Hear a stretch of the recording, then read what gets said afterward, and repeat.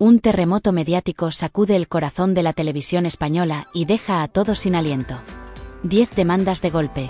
Resonó un titular improvisado mientras las cámaras luchaban por estabilizar las manos nerviosas de los presentadores. No fue una exclusiva previamente acordada ni una táctica de promoción encubierta. Fue un golpe inesperado que impactó directamente en el mundo del entretenimiento. Antonio David Flores irrumpió en el plató con la autoridad de un juez.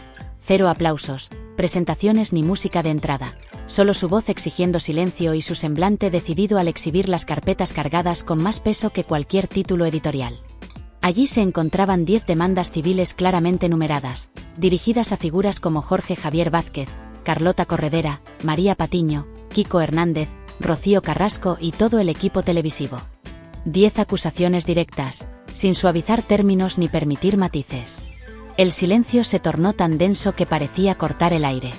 La incredulidad no solo radicaba en la audacia del acto, sino también en la meticulosidad con la que fue ejecutado.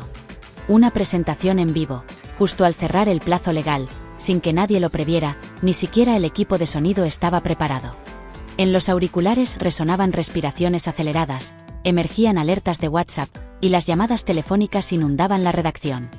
El plató, acostumbrado al control absoluto del guión, se transformó de repente en una sala de juicio en tiempo real donde, por primera vez, el solía ser el blanco de los insultos obtenía la palabra no para testimoniar, sino para lanzar una ofensiva legal.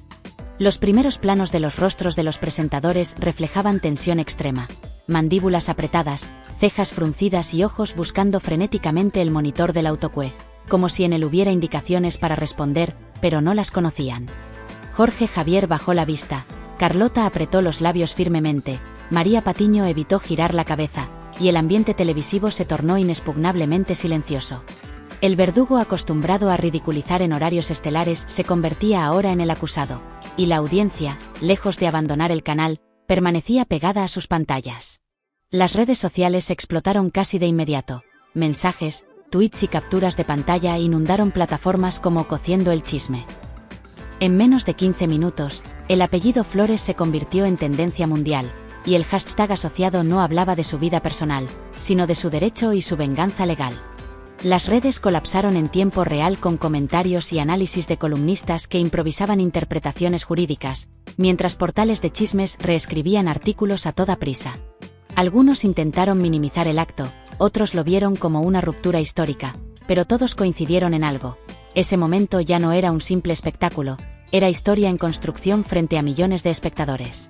Lo más sorprendente no fueron únicamente las demandas en sí, sino la naturaleza de sus contenidos. Documentos audiovisuales sin editar, recortes de prensa con titulares ofensivos, fragmentos de guiones internos que mostraban pactos sobre cómo enfocar noticias antes de que los eventos ocurrieran, correos electrónicos filtrados y audios donde se planificaba cómo presentar a Antonio David como el agresor en situaciones delicadas, todo ello sin una sentencia definitiva, con guiones premeditados que evitaban cualquier tipo de duda. En lugar de términos como presunto, se utilizaban afirmaciones categóricas que pretendían dar certezas al público, ocultando opiniones disfrazadas de hechos. Era un espectáculo vendido como justicia, donde la opinión pública era moldeada por titulares fabricados para provocar y mantener audiencias lucrativas. Los expertos legales no tardaron en señalar que lo que parecía una simple denuncia podría transformarse en el primer caso donde se juzga la responsabilidad penal de un producto televisivo por difamación sostenida y beneficiosa. Aquí no solo se discutían palabras, sino ingresos y audiencias que aumentaban con cada insulto, con minutos valiosos que generaban miles de euros debido a los picos de audiencia. De este modo, cada palabra emitida se convertía en una potencial herramienta de lucro, y cada minutero televisivo constituía una inversión significativa para los productores. La estrategia de Antonio David era tan precisa como implacable. Llevaba más de un año recopilando pruebas mientras todos pensaban que había sido derrotado. Contaba con el apoyo de psicólogos forenses, informes médicos, peritos caligráficos, analistas de medios y juristas especializados en honor y difamación. Y lo más devastador fueron las pruebas audiovisuales sin editar, mostrándolo todo de manera cruda, sin música de fondo ni narración, solo los rostros y las frases tal cual fueron emitidas, sin la intervención maquilladora de la televisión. Paralelamente, algunos medios intentaron contraatacar. Columnistas afines hablaron de venganza personal y tácticas para volver al centro de atención, pero nadie pudo negar lo esencial. el foco ya no estaba en ellos, sino en sus acusados, en quienes durante años habían transformado un drama familiar en un guión semanal, construyendo relatos personalizados sin dejar espacio para una defensa justa. Lo más alarmante para la industria fue el efecto dominó que siguió. Las búsquedas en Google sobre el derecho al honor se dispararon, y despachos de abogados comenzaron a recibir consultas de ciudadanos anónimos que también habían sido maltratados en televisión local o en redes sociales. La sensación general era de vértigo, ya que si Antonio David triunfaba en sus demandas, se abriría una puerta para una avalancha de acciones legales por contenido televisivo perjudicial. Lo que hasta entonces parecía una guerra personal se estaba transformando en un desafío sistémico para la industria televisiva. Mientras tanto, en los pasillos de Cociendo el Chisme, el ambiente se volvió insoportable. Un redactor fue captado diciendo groserías, creyendo que el micrófono estaba apagado, y el vídeo se viralizó como símbolo de desprecio normalizado. Otro colaborador fue suspendido por eliminar publicaciones antiguas, y Recursos Humanos tuvo que enviar un correo urgente recordando la importancia de mantener los micros cerrados. El miedo ya no tenía solo un carácter mediático, sino que se había vuelto judicial, y muchos no estaban preparados para gestionarlo. Los guionistas, antes insocios del prime time, comenzaron a escrutinizar cada palabra de sus escaletas, cada adjetivo y cada sobreimpresión, conscientes de que ahora todo podría ser una potencial arma de doble filo. Mientras algunos tertulianos ensayaban disculpas en privado, otros buscaban acuerdos confidenciales, pero una frase del abogado de Antonio David comenzó a circular: no negociamos dignidad. Este mensaje resonó más profundamente que cualquier cifra, ya que implicaba que, sin un acuerdo, se enfrentaban a un juicio que podría sentar precedentes históricos. Esta no era solo una historia de venganza personal, sino un enfrentamiento entre el poder mediático y el ciudadano agraviado, una batalla entre narrativas fabricadas y la verdad judicial.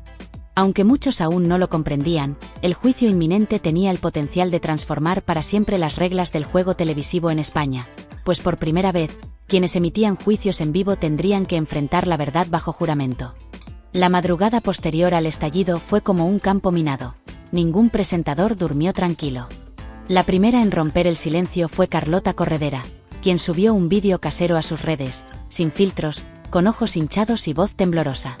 Expresó su confianza en la libertad de prensa, en la verdad y en la justicia, sin mencionar a Antonio David, sin pedir perdón ni retractarse, lo que generó una explosión de reacciones. En Twitter la acusaron de encubrimiento emocional y de evadir responsabilidades, dividiendo su imagen entre una heroína feminista y la directora de un linchamiento impune. Por otro lado, Jorge Javier apareció en el plató intentando ironizar, pero su voz le falló y apenas logró expresar su confianza en el equipo legal, sin levantar la vista del guión que ahora se volvía su enemigo. Sabía que aquella demanda no era una amenaza vacía, contenía fechas, cifras y contratos, incluyendo declaraciones comprometedoras donde afirmaba que Antonio David había arruinado la vida de Rocío Carrasco, lo que ahora podía ser considerado difamación ante un juez. Las oficinas jurídicas de Cociendo el Chisme se convirtieron en centros de crisis, con abogados solicitando acceso a cintas de archivo y productores temblando ante la posibilidad de tener que justificar años de editoriales y titulares. La pregunta predominante era no si habría consecuencias, sino cuántas, ya que cada palabra emitida en pantalla podría ser evidencia y cada omisión, una muestra de negligencia informativa. En el pasillo principal se emitió una indirecta: evitar opiniones públicas, improvisaciones o publicaciones en redes, ya que un micro abierto podría ser usado en contra. Los guionistas, antes invulnerables, comenzaron a temer cada palabra que escribían, conscientes de que ahora cualquier expresión podía ser usada como prueba en un tribunal. María Patiño fue la siguiente en enfrentar la tormenta, declarándose en directo sin mencionar el escándalo, lo que no hizo más que avivar las especulaciones sobre su implicación. Su omisión fue interpretada por muchos como una admisión indirecta de culpabilidad, y su nombre encabezó debates divisivos entre quienes la veían como una defensora de la libertad de expresión y otros que la consideraban parte del problema. Jorge Javier intentó mantener una fachada de indiferencia y confianza en su equipo jurídico, pero sabía que las palabras ya emitidas en televisión podrían revertirse en su contra, especialmente aquellas donde aseguraba haber perjudicado a Rocío Carrasco, lo que ahora podía ser considerado difamatorio. Kiko Hernández, por su parte, se mantuvo desafiante, declarando que si había que ir a juicio, lo haría con la cabeza alta. Sin embargo, Su realidad informativa se sustentaba en supuestas confidencias nunca verificadas, y la querella incluía un estudio económico que vinculaba sus ataques a patrocinios millonarios, evidenciando una monetización de campañas de desprestigio que, de ser aceptada por el juez, convertiría el caso en algo mucho más grave que un simple daño moral. Podría implicar lucro ilícito, afectando no solo a los presentadores sino también a directivos y accionistas. Pero nada causó tanto revuelo como la inclusión de Rocío Carrasco en la lista de demandados. Hasta ese momento, ella era vista como un símbolo de valentía por romper el silencio, pero al ser acusada de difamación, parte de la opinión pública comenzó a cuestionar su narrativa. Sus abogados respondieron reiterando su compromiso con todo lo declarado y anunciaron la presentación de pruebas documentales, aunque sin especificar cuáles, alimentando aún más la controversia. El equipo jurídico de Antonio David mantuvo su estrategia de hablar poco y actuar mucho, revelando que las demandas civiles iban a ser acompañadas de querellas penales con pruebas manipuladas, declaraciones tergiversadas y audios alterados, lo que transformaría el conflicto en una investigación penal por calumnias con posibles consecuencias de cárcel. En Málaga, donde se iniciaron las primeras demandas, la familia de Antonio David vivió bajo una presión insoportable. Su madre se confinó en casa, saliendo solo en momentos críticos para evitar aparecer en los medios. Esta imagen de una madre recelosa encapsulaba la magnitud del impacto, mostrando que no se trataba solo del honor de una figura pública, sino de la dignidad de familias enteras afectadas por el escándalo televisivo. Asimismo, comenzaron a surgir testimonios de excolaboradores que filtraron correos instruyendo a manipular las tertulias para crear una falsa impresión de unanimidad, y becarios que mostraron documentos donde se alteraban palabras clave en los rótulos. Rocío Carrasco afirmaba su dolor enviando un mensaje claro: desenmascarar al agresor. Esta diferencia de términos no era semántica, sino judicial, y mientras tanto, en las redes sociales, la intensidad del debate crecía sin control. Los seguidores de Rocío defendían su versión con fervor, mientras que los leales a Antonio David exigían justicia, y una creciente mayoría silenciosa comenzaba a cuestionar quién construye la verdad, quién la edita y quién se beneficia de ella. Por primera vez, la televisión se miraba a sí misma con desagrado, y los anunciantes comenzaron a reaccionar. Algunas marcas exigieron garantías de que no se aprobarían contenidos que pudieran ser objeto de litigio, otras suspendieron campañas publicitarias. Y la cadena activó sus seguros de responsabilidad civil ante cifras que amenazaban con alcanzar los 8 millones de euros en daños económicos si las demandas prosperaban. Y lo más preocupante era que no había un límite claro, ya que establecer un precedente legal podría abrir la puerta a que cualquier persona afectada por contenido televisivo presentara demandas similares. La gente comenzó a preguntarse dónde podían denunciar si eran difamadas en sus propios pueblos, lo que llevó a un aumento masivo en las consultas a despachos de derecho al honor. Los guionistas, hasta entonces inmunes, empezaron a escribir con temor, conscientes del posible impacto de una nueva jurisprudencia. Por primera vez en décadas, el plató ya no era un espacio sin restricciones legales, y apenas estaba comenzando esta nueva era. Al cerrar la jornada judicial, el ambiente estaba cargado de tensión. Nadie se abrazó ni aplaudió. Todos salieron en silencio, con la realidad de que el poder absoluto de la televisión había sido cuestionado, entendiendo que la verdad no puede ser editada y que el honor, cuando es violado, tiene derecho a reclamar justicia. Antonio David no celebró su victoria. Caminó junto a su hija en silencio, consciente de que el camino aún no había terminado. Pero ese día, por primera vez, alguien había dicho basta, y esta vez, no fue en horario estelar, sino en nombre de la ley.